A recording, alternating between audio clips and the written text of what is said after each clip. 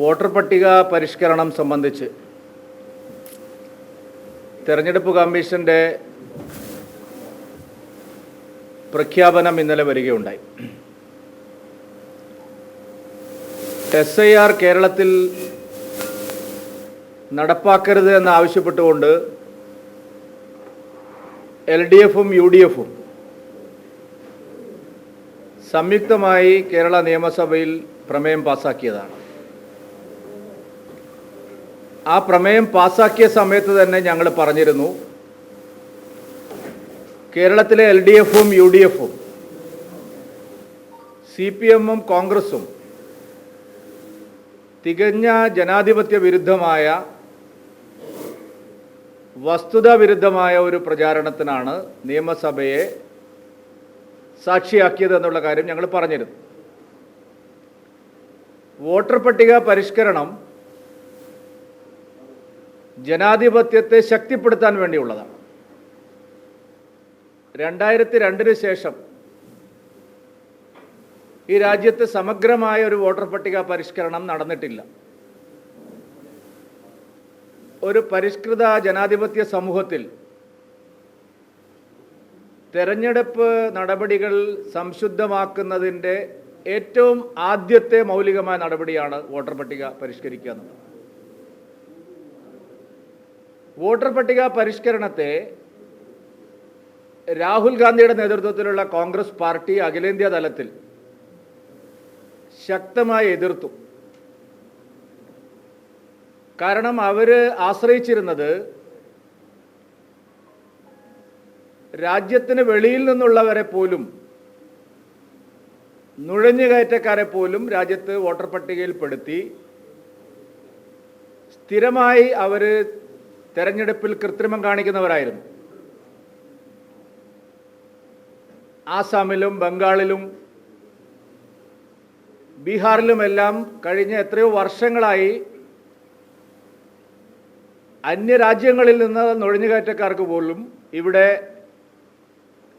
ID കാർഡുകൾ സംഘടിപ്പിച്ചു കൊടുത്ത് വോട്ടർ പട്ടികയിൽ അവരെ പേര് ചേർത്തി സംശുദ്ധമായ തെരഞ്ഞെടുപ്പിനെ അട്ടിമറിക്കുന്ന ഒരു രീതിയാണ് അവർ അവലംബിച്ചത്. പക്ഷേ നമ്മുടെ തെരഞ്ഞെടുപ്പ് കമ്മീഷൻ രാജ്യവ്യാപകമായി വോട്ടർ പട്ടിക പരിഷ്കരിക്കാനുള്ള നടപടി ആരംഭിച്ചപ്പോൾ പൂച്ച പുറത്ത് ചാടി.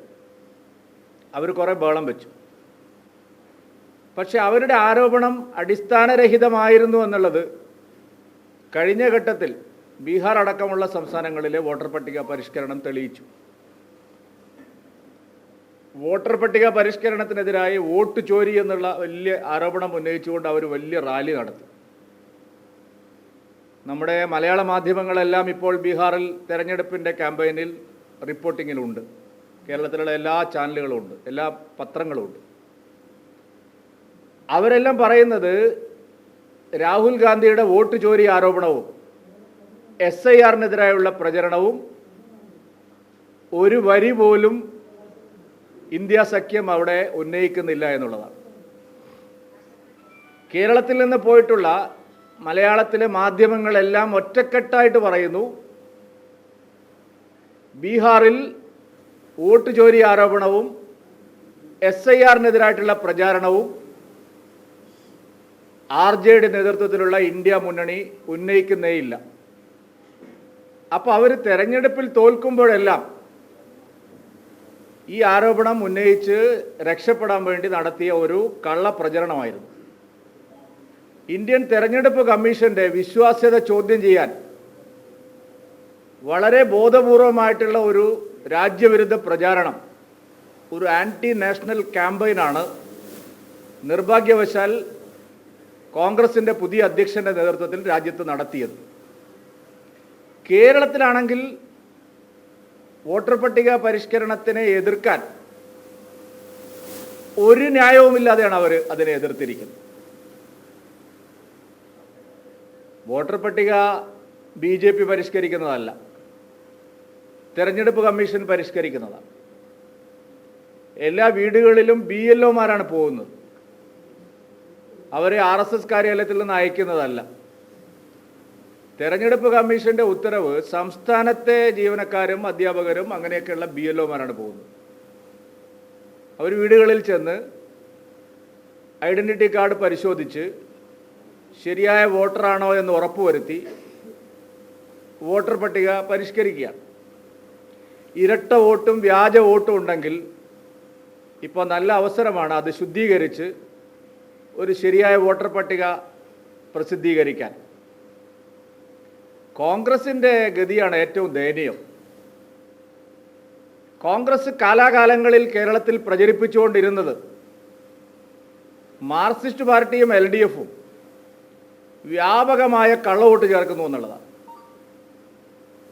കോൺഗ്രസിൻ്റെ നേതാക്കന്മാർ അവരുടെ മനസാക്ഷിയോട് ചോദിച്ചാൽ അറിയാം, ഇതുപോലെ വ്യാജ വോട്ട് ചേർക്കാനും കള്ളവോട്ട് ചേർക്കാനും സമർത്ഥന്മാരായിട്ടുള്ള മാർക്സിസ്റ്റ് പാർട്ടിയോട് എത്ര സ്ഥലത്താണ് അവർ യുദ്ധം ചെയ്തിട്ടുള്ളത്.